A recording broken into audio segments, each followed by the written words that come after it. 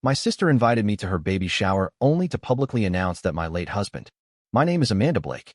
I'm 32 years old, and until last year, I was married to a man named Alex. We met when I was 24 at a coffee shop in downtown Denver. I had just landed my first real marketing job and was sitting at a corner table, hunched over a client brief with a cold espresso and a splitting headache.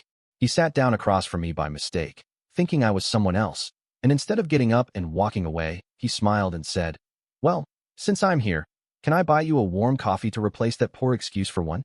I married him 3 years later. Alex was the kind of husband people wrote about. Steady, patient, always humming some terrible indie song as he made breakfast in the morning. He kissed me on the forehead every night before bed, even when we were fighting. He was the kind of man who never forgot anniversaries, who wrote handwritten notes on napkins just because, who stood in line at 6 a.m. once to get me the last copy of a book I loved. We built a life together, slow and solid. A condo on the east side, Sunday trips to the market, 2 cats named Pixel and Fern. We weren't flashy. We were real. And we were happy. Until the phone rang. It was a Thursday. I'd just finished a late meeting and was about to leave the office when I saw 5 missed calls from a number I didn't recognize.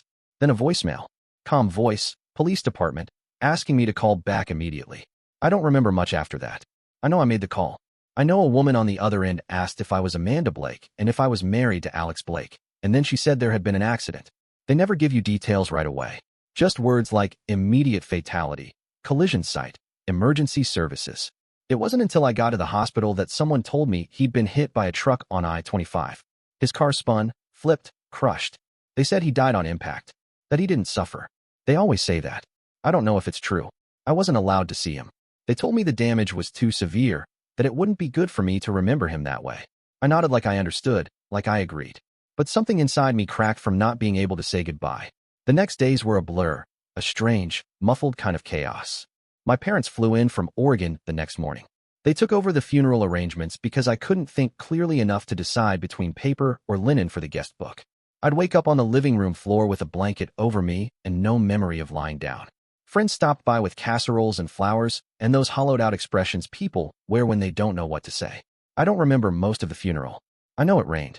I know there was a closed casket, because that was the only option. I remember standing next to it and trying to picture him inside, but my brain wouldn't let me. It only showed me his smile from the week before, when he kissed my nose at breakfast and asked if we could go hiking that weekend. I didn't sleep.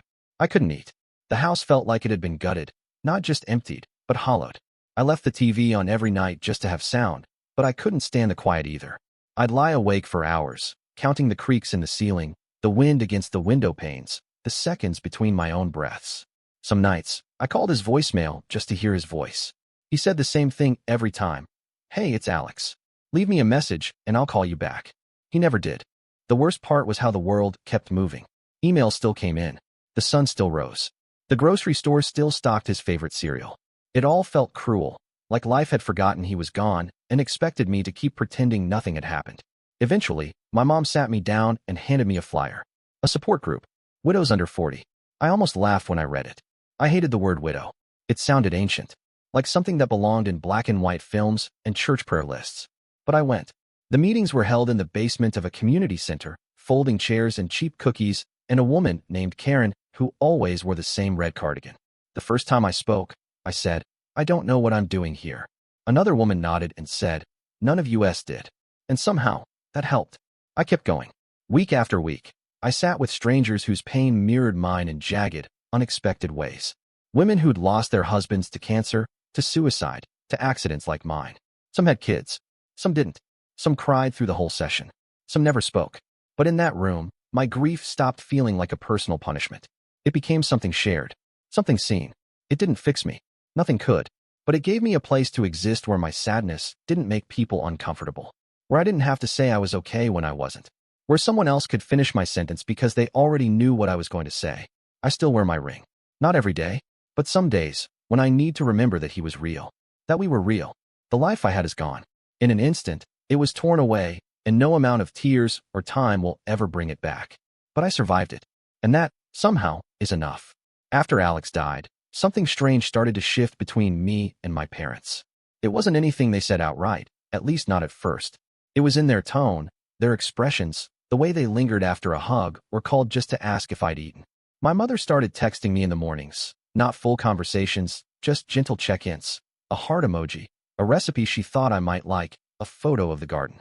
My father, who used to be so reserved it bordered on mechanical, started offering to fix things around my condo. A broken hinge, a leaky faucet. He'd show up with a toolbox and a bag of groceries, not saying much, just present. And maybe under different circumstances I would have questioned it more, but I was so hollowed out by grief that I let the kindness in without asking where it had been hiding all those years. Growing up, I was never the favorite. That was always Clara. She was the bright one. Loud, charming, unpredictable. The kind of child who demanded a room's attention and usually got it. If I was quiet, she was thunder. If I was responsible, she was chaos dressed in sequins and excuses. I used to watch the way my mother doted on her. The way she'd beam when Clara came home from college with some new business scheme or half-baked screenplay idea, and wonder if I was invisible in my own house. When Clara flunked out of school, my parents framed it as her taking a creative pause. When she maxed out 2 credit cards in LA chasing an influencer career, they helped her consolidate the debt and told everyone she was an entrepreneur. I, on the other hand, graduated quietly, got a job, paid my rent, sent birthday cards, and showed up for dinner every Sunday whether I wanted to or not. They never thanked me for being stable. Not once. But after Alex's death, they changed. At first, I thought it was pity, that they didn't know what else to do with a daughter turned widow at 32. But it went deeper than that. My mom started asking for my advice, about her medications, about a repairman quote, about how to switch to a cheaper phone plan. My dad started making coffee for me before I came over, the way Alex used to, with a splash of oat milk and exactly 1 sugar cube. I didn't know what to make of it. For a while, I just let it happen. I leaned into the comfort, let myself believe I was finally part of something I'd been excluded from my whole life. I started sending them money each month, $1,500, automatically wired on the first, no questions asked. They never asked for it. I just wanted to help. They were retired, and the house always seemed to need something. And besides, I could afford it. It felt good to be needed. Sunday dinners became our new ritual. Just the 3 of us most weeks. Clara rarely came. She was always busy or traveling or working on a new idea, as my mother liked to put it. When she did show up, she breezed through like a guest star on a show she didn't remember auditioning for. She'd bring some new boyfriend or wear sunglasses indoors or talk for 20 minutes straight about a new business she was launching that involved shipping matcha kits internationally. My parents would listen politely, but the spark in their eyes, the one I'd seen so many times when I was younger, it wasn't there anymore. Instead, they'd look at me, and I'd catch my mother smiling quietly as I cleared the table or refilled my father's glass. For the first time, I felt like I wasn't just filling a role.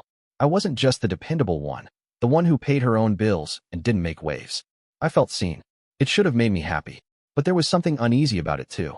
Like I'd earned my place at the table through loss. Like I had to be broken for them to finally realize I existed. Sometimes, when I'd sit across from my mother as she passed me the potatoes, I'd wonder what would have happened if Alex were still alive. Would they have ever looked at me the same way? I didn't know, and I didn't ask. Because for the first time in my life, I felt like I belonged. And that was something I wasn't ready to question. Not yet. She showed up on a Sunday, just like that. No warning, no message ahead of time. My mother was basting a chicken in the kitchen and humming a song I didn't recognize. My father was setting the table with quiet precision, the way he always did, forks lined up like soldiers, glasses exactly 1 finger's width from the edge.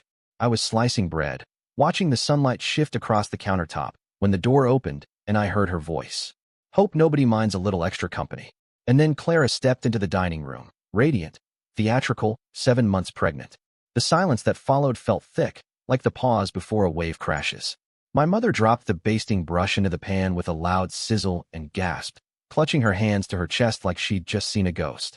My father stared, mouth slightly open, napkin dangling from his hand. And then they rushed her at once, voices overlapping. "Oh my God, Clara, why didn't you say something? Look at you, sweetheart. Sit down, sit down. You must be exhausted." They were touching her stomach, pulling out chairs, fluffing pillows like it was a coronation. And I stood there, bread knife in hand, suddenly invisible again. It was like muscle memory. The way they moved around her, the way the air shifted in the room to accommodate her presence. I'd seen it 100 times before. Birthdays, school plays. Clara arrived, and the world adjusted itself to her orbit. The lights dimmed. The crowd turned. And I became background.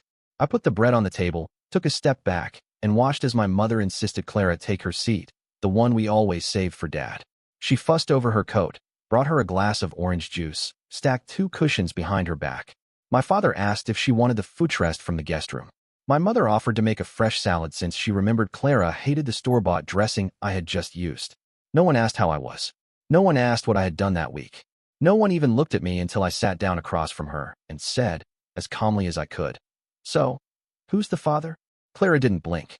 She didn't smile, didn't shift in her seat, didn't offer a name or a story or even a deflection. She just turned her head slightly, narrowed her eyes, and said, "That's really none of your business, Amanda." The tone was sharp, final, like I had overstepped some invisible line drawn in permanent ink. The room fell quiet for a second. My mother looked at her lap. My father coughed into his napkin. I nodded once, eyes burning, and reached for the breadbasket. No one said a word after that. Not about the question, not about the answer. The conversation moved on to prenatal yoga and nursery colors and how hard it was to find a good OB in LA these days. And just like that, the old script returned. Clara talked, and they listened. Clara complained, and they comforted. Clara needed, and they served. And I sat. It was astonishing how quickly the old roles snapped back into place. All the warmth I'd been offered in the last year, all the attention, the gratitude, the tenderness, it vanished the moment she walked through the door with a belly full of the next chapter and a tone that cut like a knife. They didn't mean to erase me. I know that. It wasn't intentional cruelty. It was just familiarity. A reflex. The gravitational pull of Clara's needs. But that didn't make it hurt any less. I looked down at my plate, picked at my chicken, and tried not to think about how loud the silence felt on my side of the table. The invitation came via text. 2 sentences, no emojis, no punctuation. "Hey, I'm having a baby shower next month. You should come." That was it. No details about the location, no warmth, no explanation. Just the kind of flat delivery that Clara had always reserved for moments where she wanted something but didn't want to look like she did. I read the message 3 times, half expecting a follow-up that never came. And still I said yes. I told myself it was progress, that maybe the tension between us was finally softening, that maybe the door was opening a crack and I had a chance to walk through it without stepping into a minefield. I wanted to believe that she meant it, the invitation, the gesture, the opportunity. I wanted it to be real. So I went all in. I bought a top-of-the-line baby monitor with video, audio, and a humidity sensor that came highly recommended by every new mom I worked with. I found a woman online who knitted custom baby blankets with names embroidered along the edge. And even though Clara still hadn't told anyone what she was going to name the baby, I asked the knitter to leave a space where she could add the lettering later. I had it wrapped in pale green paper with a white ribbon, the kind of understated elegance I knew Clara would approve of, even if she never admitted it. The morning of the shower, I drove across town to a neighborhood filled with sleek homes and freshly trimmed hedges. Clara had rented a short-term place for the month, transitional, my mother called it, though I wasn't sure if that meant she was leaving LA for good or just playing house closer to the family for a while. The driveway was already full when I pulled up, and I parked 2 blocks away, carrying the bag through a maze of strangers in pastel dresses and shiny shoes. The moment I stepped inside, I knew I'd made a mistake. The music was loud, not joyful, but curated, like the playlist had been built to impress, not entertain. The walls were covered in pink and gold decorations, elaborate balloon arrangements, oversized flower installations, and a photo booth backdrop with Clara's name printed in cursive next to the words "Mommy-to-be." A cluster of women I didn't recognize were standing near the bar drinking pink champagne out of fluted glasses, laughing at something I hadn't heard. No one greeted me at the door. No one asked who I was. I stood there for a second, blinking under the weight of perfume and perfect lighting, clutching the gift bag like a shield, before I finally spotted Clara in the center of the room, surrounded by a semicircle of admirers. She was wearing a pale silk dress that clung to her bump and made her look like a curated Pinterest board. She was radiant, yes, but not soft, not warm. She had that sharpness in her smile, the kind she used to get when she knew she was holding the room by its throat. When she saw me, her eyes flicked down to the bag in my hand and then up to my face. She didn't smile. She didn't wave. She just tilted her head slightly and said, loud enough for the women around her to hear, "Oh, you came." I didn't know how to respond. It felt like a statement layered with subtext I didn't have the tools to translate. I crossed the room slowly, placing the gift on the designated table, and tried to find a corner where I could collect myself. But the house was open concept and curated within an inch of its life. No private nooks, no hidden spots, just mirrors and angles and space meant to be looked at. Everywhere I turned, someone was watching. Or worse, ignoring me. An hour passed like molasses. Clara gave a speech.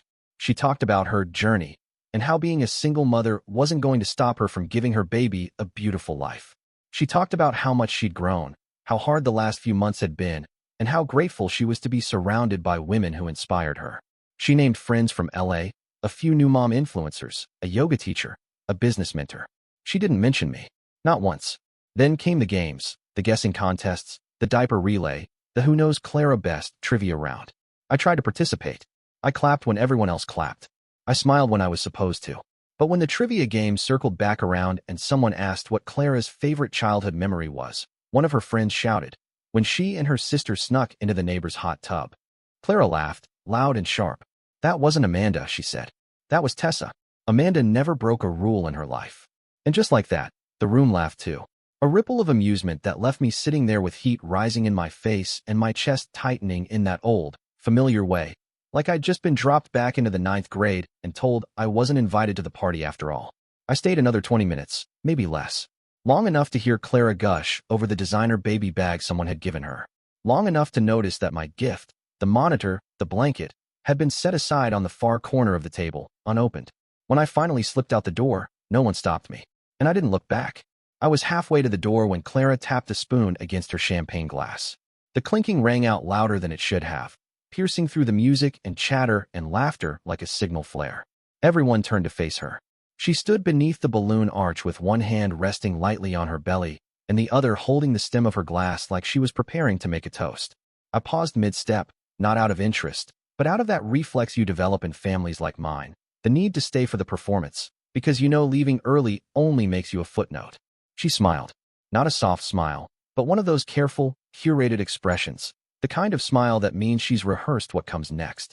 I want to thank everyone for coming, she began, voice warm and falsely trembling, and for supporting me through this pregnancy, through the hardest and most beautiful time of my life. This baby is a blessing. There was a pause, applause, a murmur of agreement. And I think it's finally time I tell the truth, she said. Silence. Her eyes scanned the room, and then they landed on me. I didn't move. The father of my child, she said, each word slow and pronounced, was my sister's husband, Alex. For a second, no one moved. The room went dead quiet in a way that didn't feel real, like someone had hit mute on the world. Then the gasps started, small and scattered. A few people looked at each other in disbelief. I felt my knees start to weaken, but I kept standing, frozen in place, breath locked somewhere between my ribs and my throat. Clara continued, her voice brighter now, feeding off the attention. We didn't mean for it to happen. But love isn't always neat. It's not always convenient. And sometimes, when you're around someone who understands you, someone who sees you when others don't, things happen. She pulled a folded envelope from her pocket and opened it, holding up glossy printouts like a magician about to reveal a trick. I didn't want to see, but I couldn't stop my eyes from locking onto the photos. Alex, in a hotel lobby, looking tired, leaning on a wall, checking his phone. A timestamp in the corner from the year before he died, just 2 months before the accident. Then she held up a screenshot. A text thread. His name. His words. I don't know what this is, Clara, but I can't stop thinking about you. Another message. Amanda doesn't need to know. The room shifted. I could feel it happening around me. Heads turning toward me. Eyes widening. That slow, almost cinematic realization rippling through the crowd. My heart was slamming against my ribs. My mouth had gone completely dry. I tried to speak, but nothing came out. Then came the final blow. My parents have encouraged me to be honest about this, she said, turning toward them with a soft nod. Because it's not just about the past. It's about what's fair. My mother stepped forward. She looked right at me, her eyes glassy, and said in a low, rehearsed voice, Amanda, you need to do the right thing. This is your nephew. My father followed suit. He's family. Alex would have wanted him taken care of. I felt the floor tilt beneath me. I opened my mouth again, but the only thing that came was a strangled, breathless sound I didn't recognize as my own. A high-pitched noise escaped my throat. Not a sob, not a scream, something in between. My vision blurred. I'm not asking for everything, Clara added quickly. Just half. Just what he would have given his child. It's not about the money. It's about acknowledgement. The word hit like a slap. I turned. I didn't say a word. I walked through the doorway, past the pink balloons and the whispered apologies and the pitying stares. I walked to my car with the speed of someone trying not to collapse. My hands shook as I fumbled with the keys. I sat behind the wheel for what felt like a lifetime, trying to remember how to breathe. Somewhere inside, they were still talking, still celebrating, still taking what didn't belong to them. I didn't cry until I got home. Not in the car, not during the drive, not even when I parked in the garage and just sat there in silence. But the second I stepped through my front door and closed it behind me, something inside gave way. I dropped my keys and slid to the floor, back against the door, knees pulled to my chest like I could fold myself into a smaller, quieter shape. I must have stayed like that for hours, surrounded by silence so thick it felt like insulation. When I finally got up, I went straight to my laptop and logged into my bank account. I canceled the automatic transfers to my parents. I blocked their numbers on my phone, then did the same for Clara. I deleted the group thread we'd used for Sunday dinners. I tore up the list I had on the fridge with reminders to pick up almond milk for Mom or replace the light bulb in Dad's hallway. I emptied it all. Everything that had tethered me to that house, to those people, to that lie. I scrubbed it from my life like I was cleaning mold. The next morning, a letter arrived. Certified, urgent. Clara had retained a lawyer. The tone was polished but sharp. They were demanding half of everything. The Denver apartment Alex and I had purchased together, the house I had inherited, the joint savings we'd grown over 6 years. In light of new paternity information, the letter read, "My client is pursuing her child's rightful inheritance under Colorado intestacy statutes." I reread the words 3 times before I could even breathe. It didn't matter that the will clearly listed me as the sole beneficiary. It didn't matter that she'd never even met Alex while we were still married, as far as I had ever known. The paper didn't care about betrayal. It only cared about blood. I sat at my kitchen table with the letter in one hand and my head in the other, trying to decide if this was a nightmare or just a deeper level of hell I hadn't known existed. And then my phone rang. Unknown number. I almost didn't answer. I was getting used to ignoring things, shutting the world out, reducing contact to a bare minimum. But something about the number, the area code, maybe, or just the fact that it was unfamiliar, made me swipe the screen. "Hello," I said, voice hoarse from a day of silence. A pause, then a woman's voice. "Is this Amanda Blake?" "Yes," I said slowly. Another pause. Then, softly, "I'm sorry to call you out of the blue. My name is Susan West." I didn't recognize the name, but something in my chest tightened anyway. I don't know if you know who I am," she continued, voice wavering just slightly. "But I'm Alex's mother. His biological mother." The line buzzed. I didn't speak. "I know he thought I was dead," she said. "He was told that. By his father. But I wasn't. I've been trying to find him for years. And then I found you." Still, I couldn't say anything. I was frozen, 100 thoughts colliding in my head, and none of them forming words. "I know you've been through a lot," she said gently. "And I know this is probably the last thing you need right now. But I have something you need to see. Something that changes all of this." My throat felt like sand. "What kind of something?" I managed. "Proof," she said simply. "Proof that Alex was being manipulated. That he wasn't who they're saying he was. That Clara's story doesn't add up." I stood up from the table without realizing it. The letter from Clara's lawyer still clutched in my other hand. "I don't want anything from you," she added. "I'm not calling to make things worse. But I can't stay silent knowing what I know." I asked her where she was. She told me she lived 3 hours north, near Fort Collins. We agreed to meet. A small diner, off the interstate. When I hung up, I stood there for a long time, staring at my reflection in the microwave door. I looked like someone I didn't recognize. But something in me, small, cautious, furious, felt the faintest flicker of light. Susan met me at a diner just off the highway. One of those forgotten places with plastic menus and a waitress who called everyone Han, without irony. She was older than I expected, not frail, but weathered in a way that told me she'd lived through more than she ever planned to.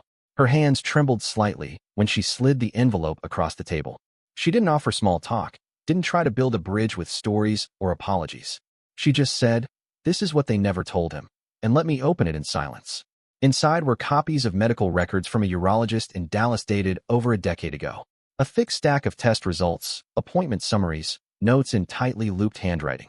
At the center of it all, circled in blue ink, were the words that stopped my breath cold. Complete azoospermia. Irreversible. Diagnosis confirmed. Non-obstructive infertility.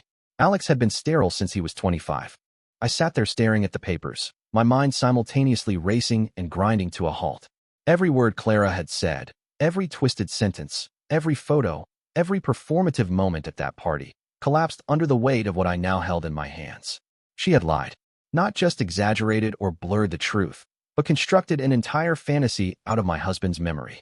She had fabricated a life inside her that didn't belong to him and tried to turn it into leverage, into a paycheck. My lawyer submitted the medical documents the following Monday. The hearing was scheduled 3 weeks later. I didn't sleep the night before. I paced the halls of my house with the lights off, repeating words in my head like armor. He was infertile. She lied. This is not my shame. Susan sat behind me during the hearing. She didn't speak unless asked, but her presence was grounding, like a lighthouse blinking through fog. When the judge agreed to the DNA test, Clara's lawyer objected briefly, then relented. I expected Clara to fight it, to deny, to turn on the tears that always came so easily. But instead, she just sat there with her arms crossed and her jaw tight, saying nothing. The results came back 10 days later. Zero match. No biological relationship between Alex or his family and Clara's child. Not a shred. In court, I watched Clara read the paper. Her expression didn't change. She folded it neatly, placed it on the table, and when the judge asked if she had any further evidence to present, she cleared her throat and said, "No, I don't." That's when her lawyer requested a brief recess. When they returned, it was just Clara at the table. No more papers. No more demands. When the judge pressed for explanation, she didn't spin. She didn't deny. She just looked straight ahead and said, "I needed money. I thought it would be easier if I tied the baby to Alex. I didn't think she'd fight this hard." She didn't say my name. She didn't look at me. The courtroom was still. No gasps. No outbursts. Just a kind of collective, silent recoil. The judge dismissed the case with firm finality, sealing the record and denying any further motions. When it was over, I walked outside into the cold sunlight with Susan at my side. She didn't say, "I told you so." She didn't need to. She just rested a hand lightly on my shoulder and stood with me in the quiet. The truth had come out. Not because I shouted. Not because I begged to be believed. But because, finally, I had stopped letting them write the story for me. The court closed the case quietly, with minimal paperwork and a line in the file that read, "Dismissed under special circumstances." My lawyer called to tell me there would be no further hearings, no appeals, no financial responsibilities. Nothing. It was over. No apologies from Clara. No calls from my parents. Just silence, the kind that used to sting, but now felt like peace. I didn't unblock their numbers. I didn't write back. I let the absence settle into my life like a new kind of order. I stopped explaining myself. I stopped trying to fix people who never once tried to understand me. And for the first time in my life, I didn't feel like the one left behind. I felt like the one who had finally left. Susan became a part of my life with a gentleness I hadn't expected. At first, our dinners were careful, neutral topics, quiet conversations, memories of Alex spoken about as if we were slowly unwrapping something fragile.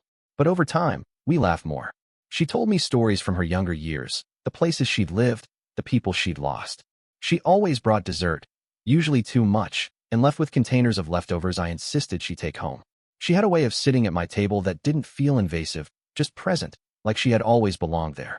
One Wednesday evening, I made us lentil stew, and she brought an old album filled with photos of Alex as a boy. His smile was the same, tilted a little to the right, eyes half squinted like he was trying to understand the joke before laughing at it. There was one photo where he was holding a frog, grinning, socks soaked from some muddy creek, and I realized I had never seen him like that. Not small, not wild, not before me. It made me cry, but not the kind of crying that left me gasping. Just quiet tears, ones I let fall as I passed the photo back to her and thanked her for not giving up on finding me. I went back to work that month. Not because I had to. I had enough saved to take more time, but because I wanted to move again, to feel capable, to step into a room and know who I was without explaining how I got there. My co-workers greeted me gently, without pity. They gave me space when I needed it and treated me like I hadn't fallen apart, even if I had. I focused on projects, deadlines, small wins. I even started planning my first solo trip, Northern California, a coastline drive, a few days with no one to answer to but myself. And one Saturday morning, with the windows open and the sun creeping across the hardwood, I opened Alex's closet and began to pack his things. I folded his shirts slowly, one by one. I held them up, smelled them, smiled at the ones with holes in the sleeves he never noticed. I wrapped up his watch, his books, his favorite sweatshirt, and placed them in boxes without falling apart. Not because I didn't miss him, but because the grief wasn't strangling me anymore. It lived inside me now, quieter, like an echo. A reminder, not a weight. I didn't get justice from my family. Not in the way people think of justice. There was no reckoning. No confrontation that ended with tears and healing. But I found something better. I found the truth. I found the courage to say no, to walk away, to start over without asking for permission. And I found something in myself I didn't know was there. A strength that had been growing quietly all along, waiting for me to notice it.